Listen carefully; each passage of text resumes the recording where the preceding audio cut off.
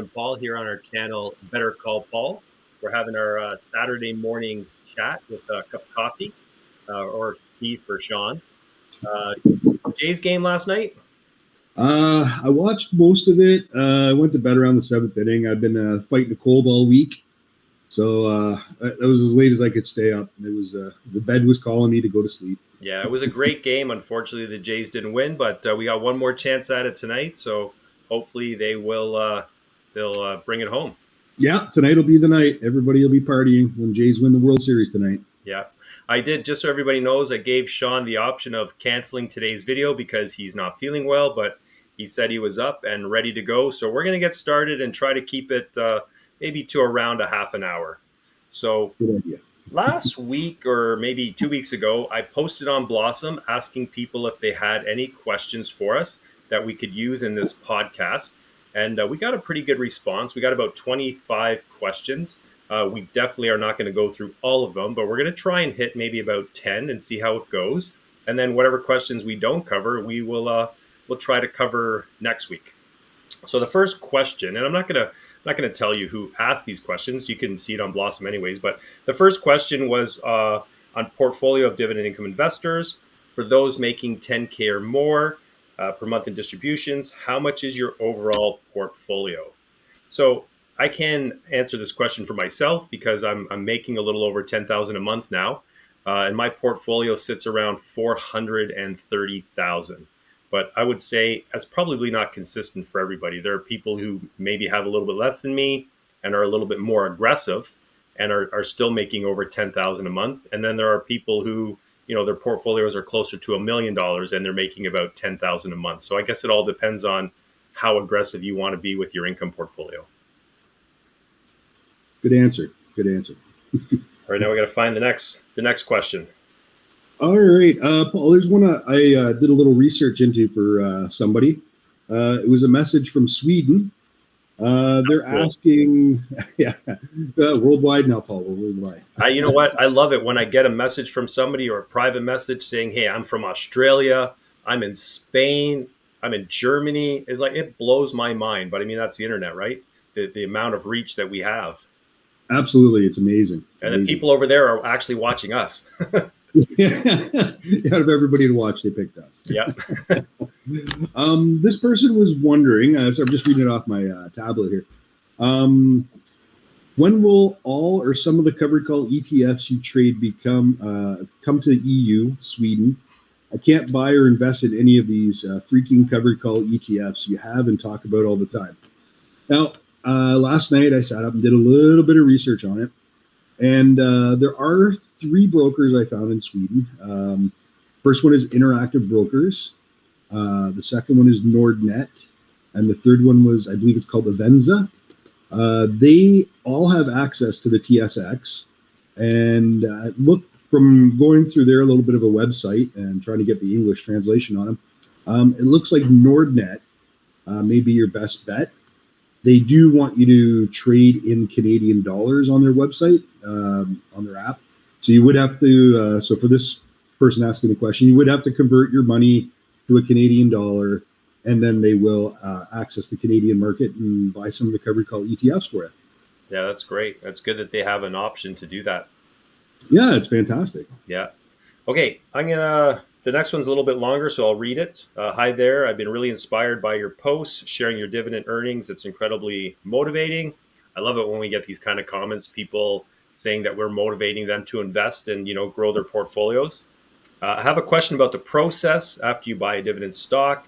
How long do you typically have to wait before you receive your first payment? Okay, I've seen some discussions about needing to hold a stock for a certain period, like 3 months to qualify. Okay, so basically it all depends on the payout, right? So a lot of typical blue chip dividend stocks like your Bell Canada and TD Banks, they pay quarterly. So depending on when you buy the stock and when the next quarterly payment is, you might have to wait a month or you might have to wait up to 3 months if you bought it just after the last payment. With the covered call ETFs that Sean and I focus on, typically you will get paid the following month unless you buy after the ex-dividend date, and then you're going to have to wait until the month after that. Yeah, one of the guys at work that I got into that he joined me in this investing thing too.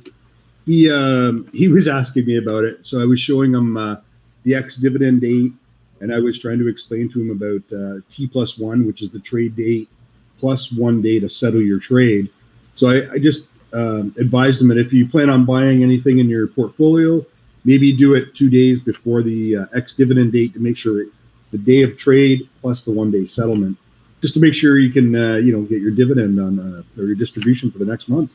Do you, Sean, typically like to buy before the ex-dividend date so you get the dividend the following month or the distribution? Or do you like to wait until afterwards so you can try to pick it up at a cheaper price? If it's close to the ex dividend date, I like to wait. You know, it's gonna, we already know if the distribution is 25 cents, we're probably going to get a dip of 25 cents. So I usually like to wait just to pick it up a little cheaper. Maybe it'll dip a little further. I can pick up a couple extra shares for my portfolio. Yeah, I usually try to buy it so that I get paid the following month. I do like getting paid Yeah. as often as I can. All right. Do you have a question lined up, or do you want me to go with one? Sorry, I don't have anything lined up in a second. Okay.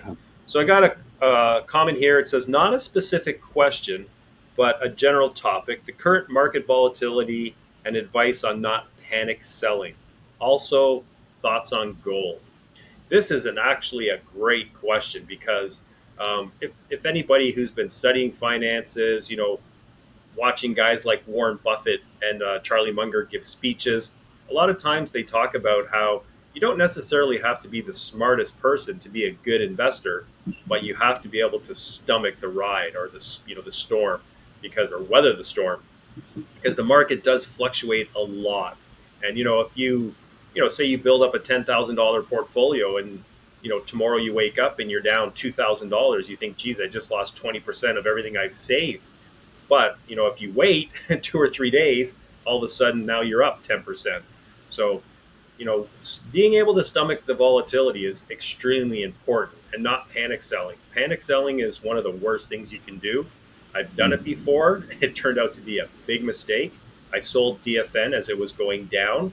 I got caught up in the whole FOMO, or somebody on Facebook talking about how DFN was going to be destroyed and it'll never recover, and I bought into it. I sold about, I don't know, $1,500 worth, and sure enough, it recovered fine. So I actually should have been buying. I should have been buying more as it dipped down to like $3 a share, as opposed to selling. Sean, do you have any thoughts about gold? Actually, funny enough, I woke up this morning and I was, looking at my Wealthsimple app, as I tend to do on weekends a lot. See how my week went and what I'm up, what I lost. But I did notice that they're doing you can buy gold now on Wealthsimple. So normally I don't buy anything until I get my dividends or my distributions. But this morning I was like, let's throw $75 into Wealthsimple this morning, and I bought $75 worth of gold on Wealthsimple. It's been going up, and I'm just a human too. I listen and read about what everybody speculates gold's going to do, and I thought, it can't hurt. Let's if they think it's going to go to $6,000 US an ounce, maybe it doesn't hurt to maybe put a few bucks into gold. Yeah. How about you? I don't really follow gold, to be honest. I don't own any gold. I used to buy physical silver, and the thing I didn't like about buying the physical silver is you walk into a local shop. They tell you the price is whatever, $50 Canadian for a silver maple. Go back tomorrow, tell them you want to sell them your silver maple, and they'll tell you, okay, we'll give you $41, because that's the spot price, right? They're going to give you the spot price. You're paying the premium price. So to me, it's not very liquid, right? It's hard to sell. Then you got to go on Facebook and you got to post your silver for sale. You got to find somebody who's willing to buy it. And, obviously they want to make money. So you're going to take a loss selling it to them. So yeah.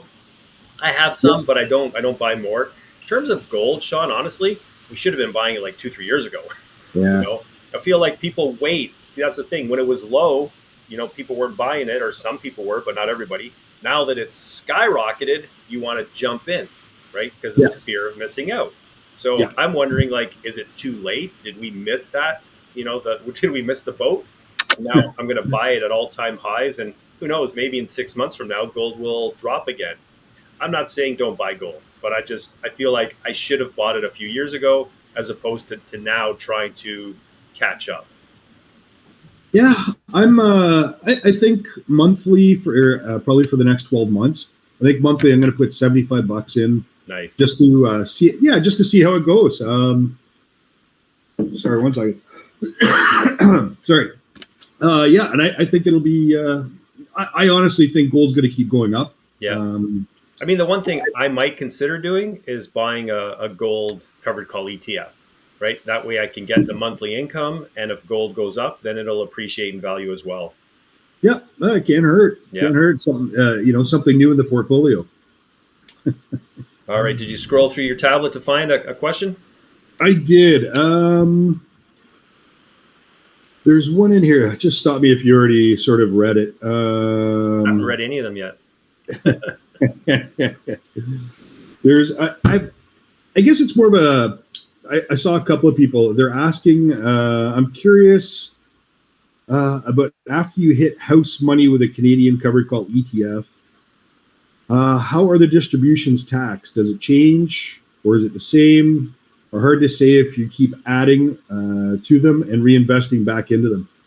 I've noticed, not just with this particular question, over other things you posted or I posted on Blossom or comments I've seen in videos, people keep asking about taxes. I'm assuming new investors, which is great. They want info, which is fantastic. Or they may be American investors that maybe don't quite understand how the Canadian tax system works when we have these accounts that are tax sheltered accounts, like our TFSA, RSP, RESP, maybe even the first time homebuyers one.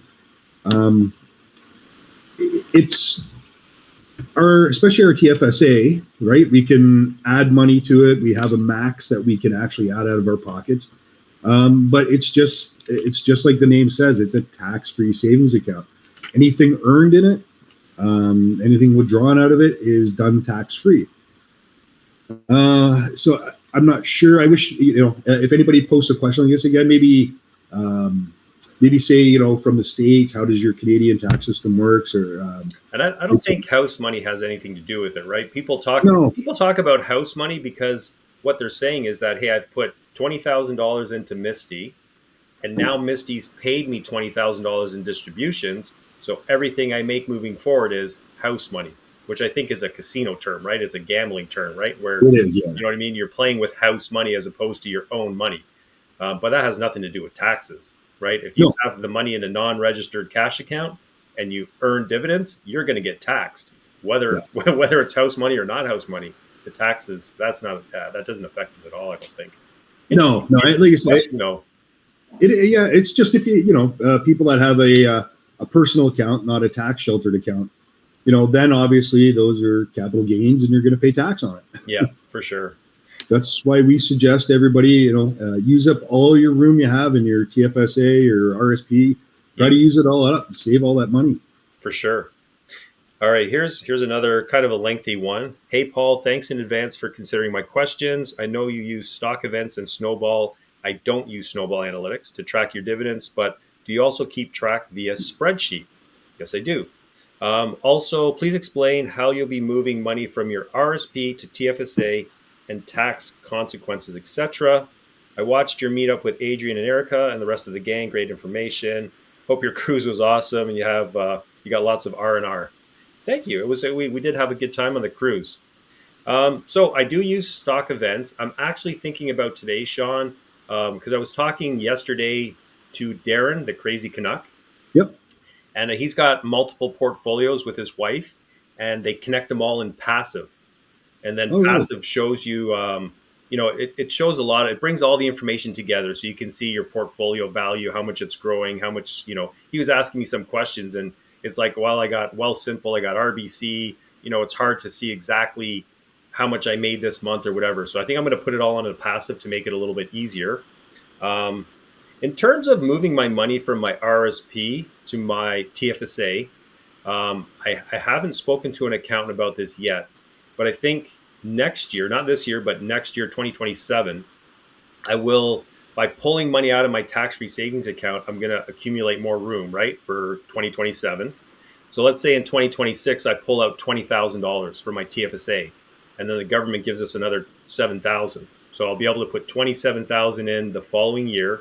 So what I'm going to have to do is pull the money out of my RSP, say $30,000, and then I'll be taxed on that. I'm not sure what the tax. What I got to find out is what is the tax implication. I'm pretty sure anything over 10,000, I think, is 20%. Right. So I'll be taxed on that. But then the whole purpose of putting the money into my TFSA is that now it'll start generating income that's tax free. So that's the way I'm looking at it. I could be wrong. I want to pull money out of my TFSA. Then I want to transfer the money from my RRSP to my TFSA. As we've all seen, I think somebody posted on Blossom or Facebook, if you pass away with a large RRSP, the government's going to take their taxes from it. So I think that's the first goal, is to melt down your RRSP and maximize your TFSA. That's my goal anyways. I think it's going to work. Yeah, I've often told Anna that if anything happens to me, save my thumb, cut my thumb off so she can get a simple account, transfer all the funds into her bank account. There you go. But out of curiosity, I guess it's something you'd have to sit down and do the math on. By moving the money out of your RSP into your TFSA, how long do you think it'll take you to make that money back up? What do you mean by make it up? Sorry. So if you're going to lose 20% on 30,000, you're going to lose $6,000. Yeah. So you have 24 net. How long do you think it'll take you to make up $6,000 on $24,000? That's a good question. Yeah, it sounds like it's going to take you a couple of years. Yeah, but with my experience, my actual covered call ETF portfolio is 40,000, even though my overall portfolio is 52. Yeah. But some of it's tied up in GameStop, and I get $1,000 a month. So you'd be around half. You'd probably be 500, 525. So it'd take you 2 years to catch up. Do you think it's worth it? Well, I'm thinking, what's the opposite other option? Like, what would the other option be? You know what I mean? Like, so let's say on a month-to-month basis, I need $2,000 or $3,000 to live on, right? Do I pull the $3,000 out of my RSP and just pay the tax and live on that money and just let my TFSA keep growing? Or do I pull the money out of my TFSA, tax-free, pay my expenses with that, and then replenish my TFSA from my RSP? Yeah, I was just wondering if you'd done the math to it at all. That's all. No. No, I haven't done that. I mean, you're gonna have, once you pull money out of your RSP, you're gonna have to pay tax, right? Yes. I think it's unavoidable. Yeah. Right? So I guess the point is to pull the money out of your RSP when you're making less income. So you would wait till 2026 to pull it out? Well, in 2026, I'm going to put money from my cash account, my non-registered account. I'm going to transfer that into my TFSA.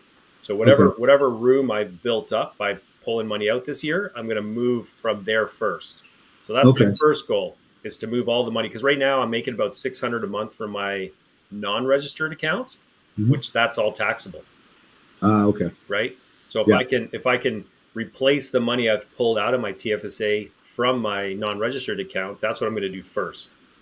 Well, once my non-registered account goes to zero, then I think I'm going to try and do it from my RSP. But I will sit down with an accountant and talk to him and make sure this makes sense. I'm going to talk to somebody who's a lot smarter than me, knows taxes better than I do, right? And see what they say. If they tell me, no, Paul, you're doing this completely wrong, you got to do it this way. Okay, then we'll come back and we'll talk about it. Yeah, because it almost sounds like a shell game. Should you take your money out of your personal account, put it into your RSP to get the tax rebate, especially if you're at a lower taxing bracket since you retired this year, right? Yeah. Forced retirement. And then at the end of the year or whatever, take out your lump sum, but you're at a lower tax bracket. maybe it won't hurt you so badly when income tax time comes. I'm almost trying to avoid putting more money in my RSP right now, because whatever I put into it, then I'm going to have to pay tax to pull it out. So Yeah, you're definitely gonna have to sit down with somebody smarter than us. yeah, but I think my plan's going to work. I could be wrong, but I think in my mind I can envision it. So we'll see. Yeah, absolutely. We'll see. Um, so there's another question in here. It says not a specific question, but a general topic. The current market volatility and advice on not panic selling. Also thoughts on gold. Did you just read that one? Yes. That part of the video out. Wow. Yeah, that's what we just talked about. This cold medication's awesome. Yep. Okay. How about I am Canadian and late to invest. What would you advise a beginner investor to hold, and what kind of stocks in each of their accounts? RSP, TFSA, FHSA, and RESP. Did you say they were late to start? Yeah, late. Yeah, I am Canadian and late to invest. Now, late to invest, I guess that's my Jacob's 26. He probably thinks I'm super old. Yeah. Yep. Whereas he might consider 35 late. I know it's really subjective. It's hard to know what he means by late to start, right? Because maybe he's 30 and he hasn't started yet, or maybe he's 40. It makes a big difference depending on how old he actually is. But it really does. And which accounts did he list? I guess. Well, we can go through them one by one. Yeah. So he's hitting up the big four. Yeah. The RSP, TFSA, FHSA, and the RESP. So I'm assuming you must have younger kids. Must have kids, yeah. Yeah. I used a company, Canadian Scholarship Foundation, I think they were called, for my kids when they were younger. So we just sent them money and they kind of invested it. And, I think there's companies in Canada that donate to them. And so I've never really thought about investing in an RESP because now my kids are over 20. So I'm not sure, to be honest. I think growth. I think growth would be the simple answer, right? For an RESP, Yeah. You could. Well, that's what my ex and I we did growth with theirs. Yeah. I want to say because we had the two kids. I believe our total deposits were somewhere between 30 and 35,000. We started super early, maybe at 6-8 months old, as soon as we had their social insurance numbers. Yeah. And by the time we started withdrawing from it, when the kids were going to school, there was, I think, a little over $75,000 in it. Yeah. So, the compounding time, right, over the 17 years, doubled. Yeah. The government, also chipping in the 20% up to a maximum of, I can't. It's been so long now, I can't remember. Maybe 500 a year. 20%, I think. Yeah, but there's a cap on that 20% too. Yeah, I think if you put in $2,000, they'll give you 20%. Yes. Maybe an extra 400. Yeah, I think they cap it at 500. Their 20%. But still, it's a magnificent system because when you cash it out, they allow you to use up all the money the government has given you first. Yeah. And your initial capital is what you use last. Yeah. So it was good when our kids were done school and we collapsed it. I would say something like VFV would probably be my go-to. If I had grandkids, I would probably tell my kids just to open up an RESP and put the money in VFV and just let it grow for the next 18 years. Absolutely. Yeah. Absolutely. You could argue XEQT, I guess, or something similar, VTI or. Yeah, something that's is a proven track winner, right? And just goes up slow and steady. Do you know what your son Jacob is putting in his first home savings account? He did. He maxed it out this year in 20, and I've sat down with him on it. He's he's mostly into the covered call ETFs on it. Yeah, I haven't checked with him in the last couple of weeks how he's doing on it, but I know he's up money. He keeps telling me he's up, all time 40%, 42%. Nice. So he's still doing well with it. Yeah. So my son Braden, in his first home savings account, I put only XEQT. Okay. Yeah, I put them all in XEQT for that, and I think that's probably. I could be wrong. I don't know if anybody can leave a comment in comment below, but I think XEQT, growth for your saving for your home is a good safe way to go, a safe bet. You don't want to be. I don't think you want to be gambling with the money that you're putting aside to buy a home with. No, you definitely. No, you definitely don't. But also, Jacob knows he's 26. Yeah. He knows that he doesn't have a lot of time left living with mom and dad. Yeah. I've already told him, he's in third year of his apprenticeship. Got 2 years left. I told him I'll give him, once he's done his apprenticeship, I'll give him, 6 to 9 months, and then out you go. Yeah. But then he'll be close to, 28, 29. Kind of flap your wings, son. Yeah. So for your RRSP, I would say as Canadians, this is a great opportunity to invest in US listed, right? ETFs or stocks. If you wanted to buy your Palantirs or Nvidia, put it in your RRSP, and then that way you don't have to worry about, well, there's no 15% withholding tax on those stocks because they don't pay a dividend. But anyways, your RRSP is a good place to hold your US listed ETFs or dividend stocks, covered call ETFs, anything like that. It's a good place to take advantage of that. Yeah, when you don't have to pay the withholding tax, it's Yeah, a lot nicer, right? no, for sure, for sure. I guess the only one we didn't touch on, I think, is your TFSA. Yes. For that, I mean, I would say depending on how old this person is that asked the question, the younger they are, the more I would lean towards growth with maybe a little bit of income, and make it a hybrid portfolio. And then the older they get, the more they could convert to an income portfolio, or they could stick with growth if they want to. But yeah, like if I had started this journey, 15 years ago instead of really 3 or 4 years ago, I definitely would have had a hybrid account. Myself, my opinion, I would have had probably 75, 25, maybe 75% growth, 25% maybe income, maybe to help feed the growth part of it. That would be me, but since I started so late in life, I'm 99% except for the GME stuff. I'm 99% just into covered call ETFs of our monthly income, which is feeding and growing my account. yeah. All right. I found another question. It says, since my TFSA and RSP are maxed, what would be the best strategy regarding holding covered call ETFs in a non-registered account for tax purposes? For example, bank. Are there any others you would recommend? Oh, you're right, Sean. We get a lot of questions about taxes. And, Yeah. Guys, I'm going to take a moment just to reiterate. Sean and I are not financial advisors.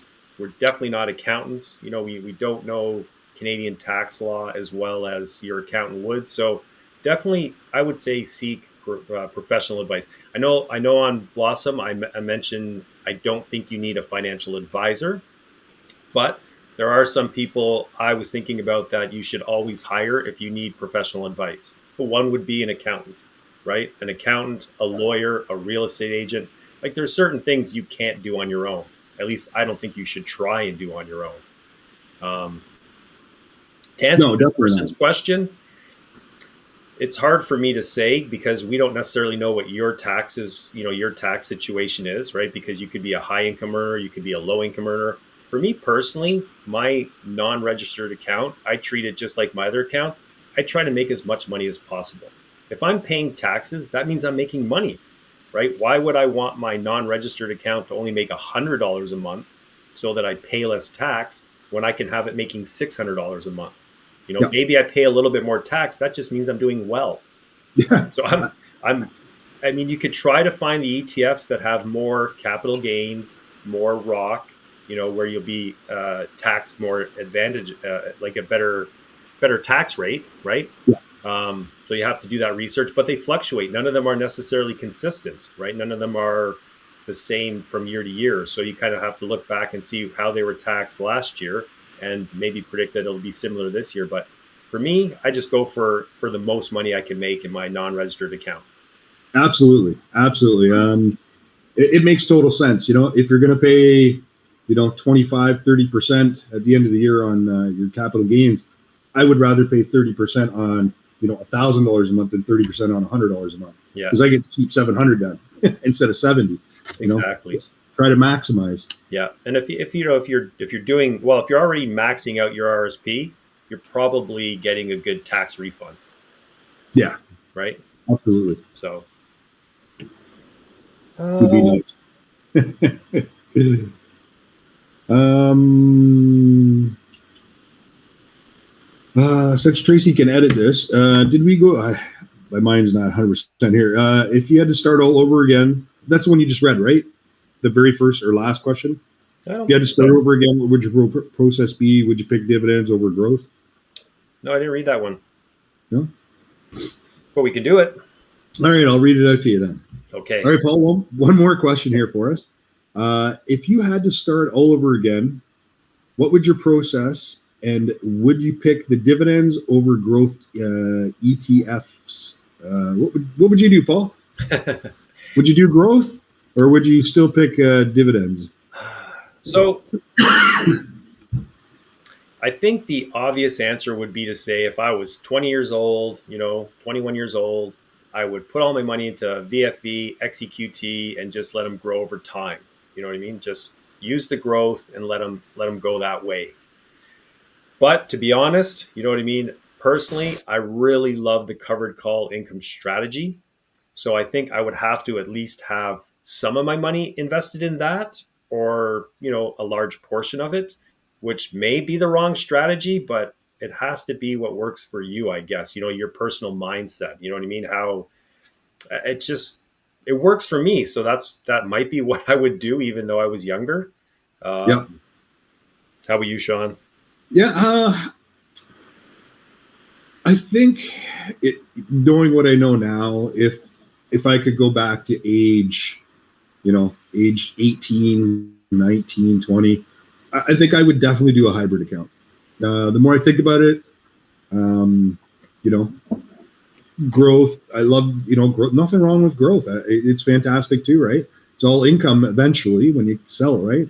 Yeah. But I think I would have some kind of a hybrid account, maybe a little more 50-50, maybe 60-40. But right now, if I started again let's go back just 3 years, if I started again at 50, I would do what I do now. Yeah. I would be buying the covered call ETFs. Hindsight is 2020, right? So it's easy to say now that I wouldn't make the same mistakes I made, but if I went back to when I was 20 or something years old, I wouldn't have the knowledge that I have now. So there's a good chance I might make some of the same mistakes that I've made, like, trying to buy some penny stocks that didn't work out, investing in some meme stocks that didn't work out. I mean, actually, to be honest, I guess if we went back to our 20s, the smartest thing for us to do would be to invest in Apple, Microsoft, right? Tesla. Magnificent Seven. Yeah, right. Invest in those companies, and Yeah, we'd probably be millionaires, well, multimillionaires by now. absolutely. Um, Yeah. I guess it's sort of all about learning, right? It's not just getting your money in the market; it's being patient with your money. yeah, Let it work for you. Like we said, if we were 20 and we had invested in any of those and just let it sit and ride now 30 years later, we'd be quite well off. yeah. I was thinking, Sean, about a lot of the posts and things that have been going on in Blossom recently, and some of the arguments that have been going back and forth between growth and income. And one of the things I realized that some of the people who watch our videos or read our posts, maybe they haven't done some of the things we've done. Like when I was younger, somebody gave me The Wealthy Barber, right, which was a fantastic book to read. And it kind of laid a foundation where I understood the importance of, investing, paying yourself first, staying out of debt, life insurance, mortgages. Like, you just learn a little bit about everything, and they don't teach that stuff in school. So people, No. whether you want to be a hybrid investor, growth or income, do some reading. You know what I mean? Get some books, read The Millionaire Next Door. You got to understand the value of money and the value of being an investor versus being somebody who drives, a fancy BMW that you can't afford the payments on, and 20 years from now is going to be worth nothing, where you could have been putting $500 a month into your tax-free savings account, and now all of a sudden you've got a few $100,000. So Yeah, when you retire, the government's not going to look after you. You have to look after yourself, yeah, right? And like we said, pay yourself first. You don't, at your 9 to 5 job, you don't want your boss to be cheap and not pay you. So when it comes to your actual life and paying yourself, don't be cheap. yeah, Pay yourself well as well. yeah. You got to be looking at 10 to 20%, right? You have Yeah, to, you have to. Well, for people who don't understand what pay yourself first means, is just automate it. Set it up that every 2 weeks when you get paid, a certain amount of money goes right to Wealthsimple. It's not like at the end of the month, if I have money left over, I'm gonna invest some of it, right? It's automatic. It's like your cell phone bill, your car bill, whatever, your car payment, right? Just pay yeah, yourself, and then whatever's left over, now you get to spend that money. exactly. I don't think the average person has the discipline to put money into their trading account or a savings account, whatever type of instrument they're using for saving. But I don't think the average person has the discipline to do it. I don't. I didn't for the first probably year and a half of trading. I didn't have that discipline. But as soon as I started to see my portfolio grow and get better distributions every month, I instantly got that type of concentration of wanting to put my money into my account every payday. Whether it was I get one bonus check a month and then one paycheck. Both paychecks, money comes out of it first, goes into my trading account, and then when I get my dividends, then I get to go on this magnificent shopping spree of. But you have to have that discipline, Yeah. and it's learned. You can learn that discipline. Yeah, for sure. Hey, Sean, you tallied up your dividends from October, right? Yes. It'll be $1,063 Nice. with. I'm not complaining. It's going to be fantastic. Yeah, I'm excited. Well, it's November 1st now, so I'm excited for November. Dividends should be rolling in the next week or so, and we can keep working on our portfolios. Absolutely. I've got some money put aside in my actual bank account because I don't want to put it into my trading account yet because I know I'll spend it already. Yeah, And I actually want to wait until I get my dividends to purchase. I want to go on a big spree. Misty or MST going down that.